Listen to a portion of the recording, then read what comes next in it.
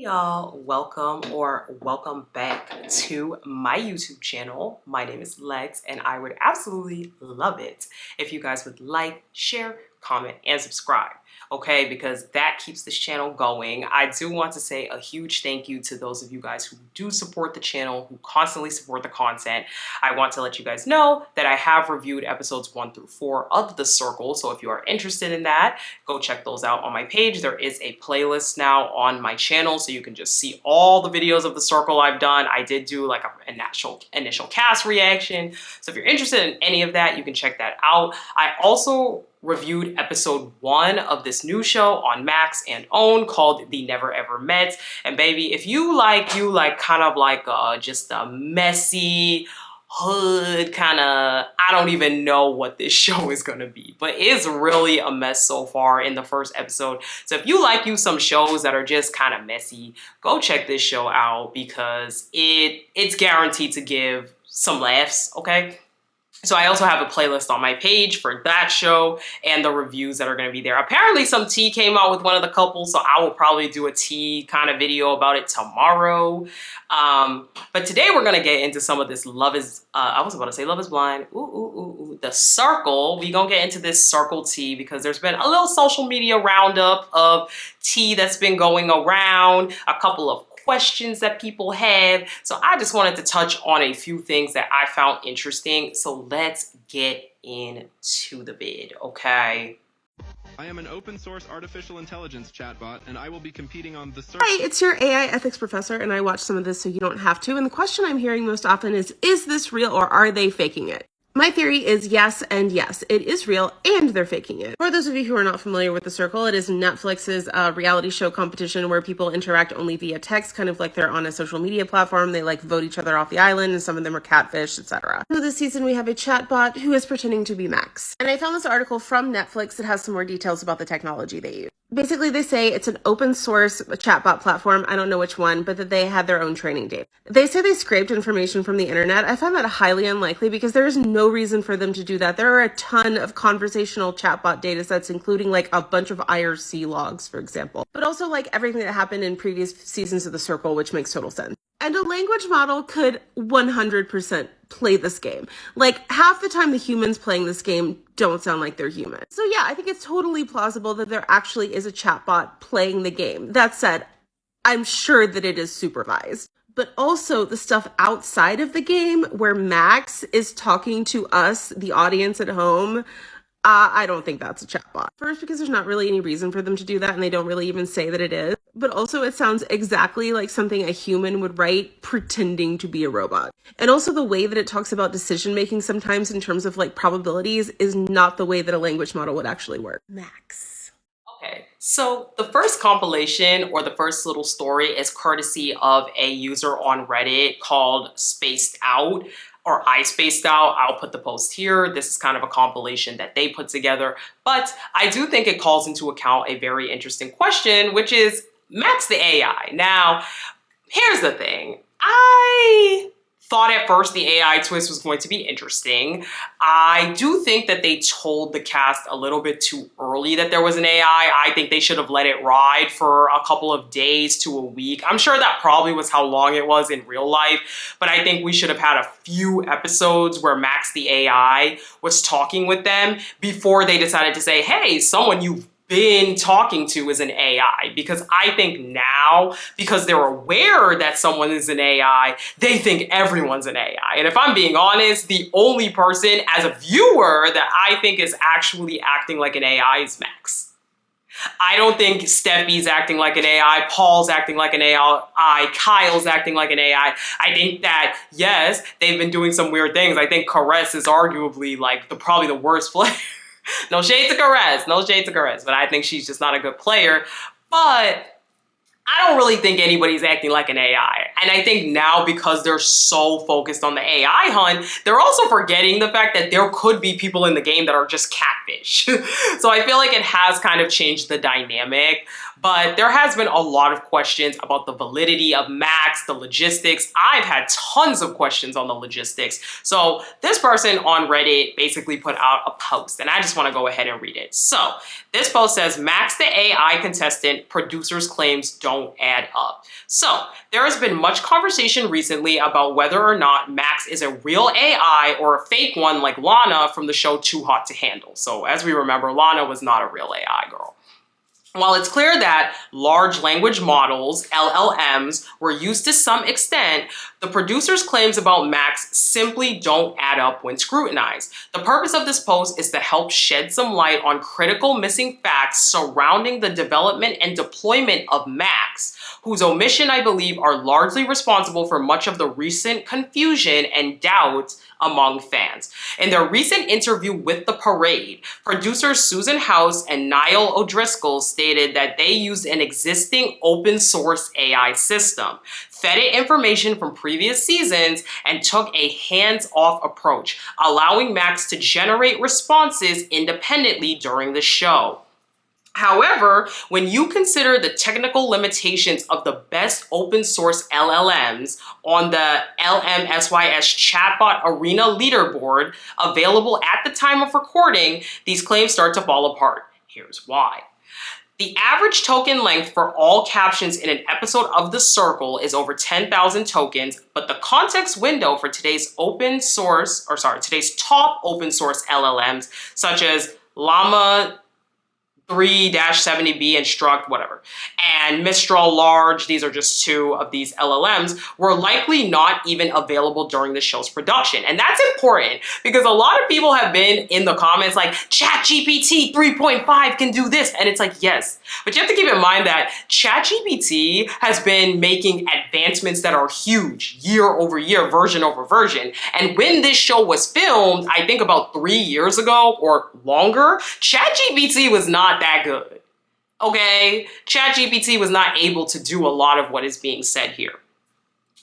This means the inferior open source LLMs to those with even smaller context windows would not have been able to access the entire 640,000 plus tokens of dialogue from previous seasons within a single context window. This is highly problematic for more complex reasoning tasks that rely on historical data, especially since pre-trained knowledge of this critical token corpus is often quite sparse in open source, open weights models, and sometimes even non-existent. So basically, in layman's terms, they're saying there's no possible way that this AI could have been trained on all of the seasons of The Circle in one go. So this claim that they've made that the AI studied all these previous seasons of the show and that is what's influencing its responses is not accurate because all of the conversations have way more than one AI could process in like a session or whatever. I'm not in tech, but that's the basic gist of what it says. So to overcome this limitation and generate the convincing responses we observe in the show, the producers would have had to employ advanced techniques, such as model fine-tuning, retrieval augmented generation, and extensive prompt engineering, leveraging best practices and frameworks found in the literature. I ain't gonna hold you. I don't really know what a lot of those words mean, but from what I'm gathering, they basically would have had to use other techniques that the typical AI doesn't have. They would have had to use techniques that are basically state of the art for an AI in order for it to do what they're claiming that Max does.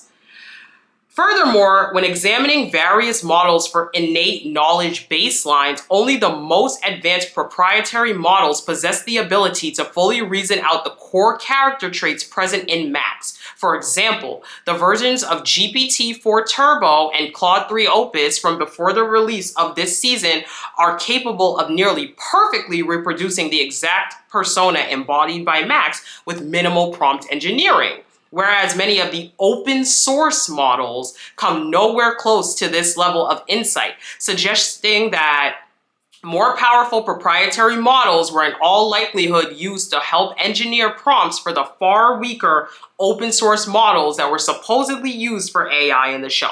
So again, what they're basically saying here is that they would have had to use a way more advanced type of AI than the quote unquote open source model that they supposedly used to train Max, which is calling into account, did they engineer a brand new AI system? Did they do something else?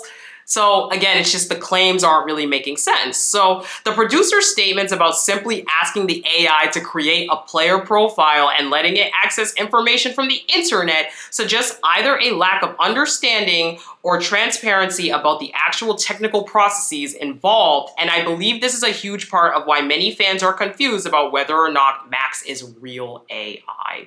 And then the TLDR, the producer's dubious claims about Max don't match the capabilities of open source AI models, suggesting the use of undisclosed advanced techniques and or proprietary models. This discrepancy ultimately leaves many fans with doubts about Max's true nature as the hands-off open source AI depicted in season 6. So basically, if none of that made sense to you, the basic claim is that Max is a human. A lot of people have come up with this speculation. A lot of people think that this is just maybe a producer playing the game, or that it's possible that maybe Max is being fed a few lines from an AI and then like kind of being prompted and guided, and the responses are being changed to make sense. A lot of people think that Max may be just, they might be rolling the dice with the responses and picking the one they like best. But basically the way that the producers are presenting it, that this is some like open source AI that they made a persona for that is pretty much hands-off coming up with responses, is just not true, because they would have essentially had to engineer an entirely new AI system, a proprietary brand new AI system. And if that was the case, then this would be big news. And I do agree with that. I think that if Netflix engineered some brand new AI for The Circle, which I highly doubt that they did for some like B-tier reality show, let's be honest, this would be huge news. This would be huge news. So what's more likely is that there's either a lot more producer intervention than we think, or something else nefarious is going on. I thought from the start that something about the whole situation with Max doesn't seem real, and that's why I said, I'll be honest, I don't really love the AI twist anymore. I think it's okay.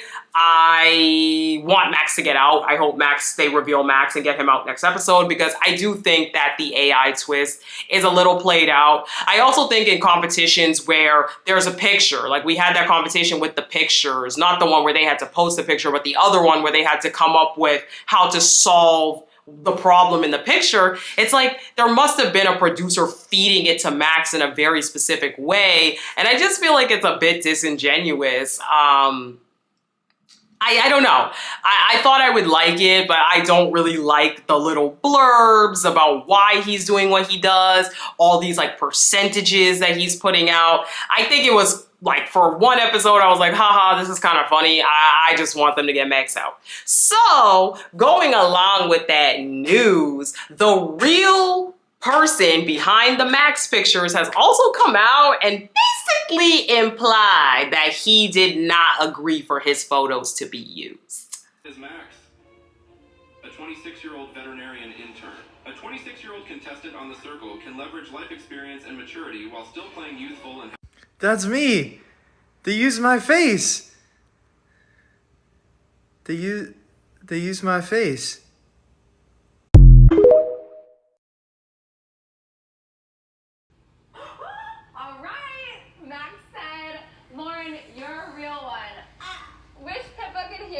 She'd wag her tail. Blueberry, don't freak out, but Netflix used our faces on a reality show.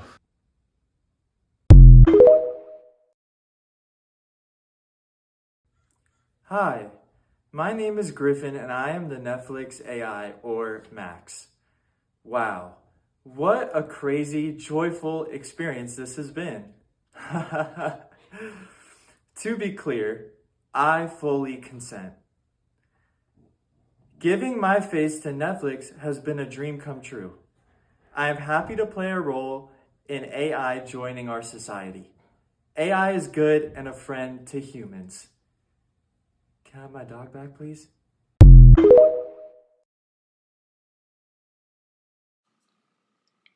So, looking at this, I think number one, based off that third TikTok, I think Netflix absolutely sent that man a cease and desist. They were like, you better stop. Now, the speculation is that maybe this guy, I think his name's Griffin or Griff, this guy maybe applied for the show, and apparently when you apply for the show, even if you are not chosen, you agree in the contract that you sign that your likeness can be used. So a lot of people are under the impression that maybe he had applied to go on the show and he didn't get chosen, but they still chose him to be on the show, which I think is unethical. There has been, I believe, in previous seasons of The Circle, people that have came forward and said my pictures were used for a catfish, and I never agreed to that. So I don't believe this would be the first time that this show has basically taken somebody's pictures and just used them. But I think in either case, if they're going to be using people's pictures for the show, cut them a check. Run them a check. I don't know. I think that's the ethical thing to do. I think this is what I don't like nowadays about the internet, where it's like anything you put on can be used by anybody. But I hope this guy is good. I hope that Netflix is not threatening him behind the scenes, threatening to sue him. I hope that Netflix is not kind of forcing him to pretend like he was joking, because I feel like he wasn't joking. Some people think it's for clout, and it's a possibility. Every time these shows drop, people do things for clout. But we will see. The last story is about Steffi. Now, Steffi came out and she basically showed that the conversation between her and Paul did not happen in the order that we saw it on the show. Moment where I cried on reality TV, so let's talk about it. Not that I have to defend my real emotions while I was being quarantined and separated from human contact, isolated for many days, but I just wanted to share things that you didn't see during that mental breakdown I had. In the circle, when we're playing games, every single player participates, and you don't get to see everyone's responses in the edits. When we were playing the AI photo game, you upload a photo, and then every single person who was playing the game commented on it. They only showed Paul's response to my photo. But the moment I started to break down was actually when some of the women in the game were coming after me. Because at this point in time, I had no idea that I was the primary suspect in the AI hunt. And QT's comment was something along the lines of, fake smile, is anything about you real? That cut deep. And I don't blame her, by the way. Like, she thought I was a robot. It's a game. I don't think she was trying to hurt my feelings. But I was obsessed with her, and I was dying to make a connection. So that's when the tears started to flow. Cassie dragged me too for the astrology stuff. Again, totally founded. I get it. But I think at that time, all the bros were aligning, and I had maybe this potential hope in my heart that I could align with some of the girls. So at that point, I just felt like honestly bullied. But I also went into this long rant about how guilty I felt about roasting Paul and how that started so much shit, and how I went into the day wanting to apologize to him publicly. That's why I said I thought it was going to be a good day. What was interesting is in the show, they showed that Paul went first and then me. But actually, I was the one that went first. Paul roasted me first. And then when it was my turn, I was like, I'm not even going to waste my breath. That's why I said I was ready to offer you a peace offering, but I'm not going to waste my time, like next or whatever I said. Please know, when you're watching these reality TV shows, we're real human beings with real emotions, and we're under immense amounts of stress that you don't even know about. So please just be kind. So I'm getting a lot of hate on the show. Now, most of us are aware that reality TV is highly edited, reality TV is highly scripted, so I think it's no surprise there that the show is edited. However, I did find it weird that they seem to want to paint Steffi as the villain. I am curious why they've chosen Steffi as the villain of the season. I don't know if for some reason they want us to like Paul, because I feel like we still don't like Paul either way. But I do think it's interesting that Steffi was chosen there to be our villain of the season. So her crying was more in response to being like shots fired at her without understanding. And that I think makes sense. So coming up, we have the next set of episodes in a day or two. I do think that it's going to be Steffi. I'm hoping that people's predictions are right and that they're also going to reveal that Max is the AI and get him on out of the game, because girl, I'm over the AI twist. It was fine for an episode, but I'm over it. But that is all today. That is my little social media roundup, my tea. What do you guys think? Do you think Max is a real AI? If you are more well-versed in like machine learning, AI, feel free to jump in this conversation. I am not. But what do you guys think about it? Do you think Netflix has proprietary technology? Do you think it's just a producer? What do you think about Steffi? Does that change your feelings about the show since scenes are being played out of order? What do you guys think about any of this? Let me know. We can talk in the comments. And as I said, if you haven't caught up on the recaps for the previous episodes, go check those out. If you're interested in the recap of the Never Ever Mets, go check that out. And if not, thank you so much for visiting the channel. Please like, share, comment, and subscribe. Hit that subscribe, hit that bell so you'll know when my videos come out. And I will talk to you guys in the next video. Bye!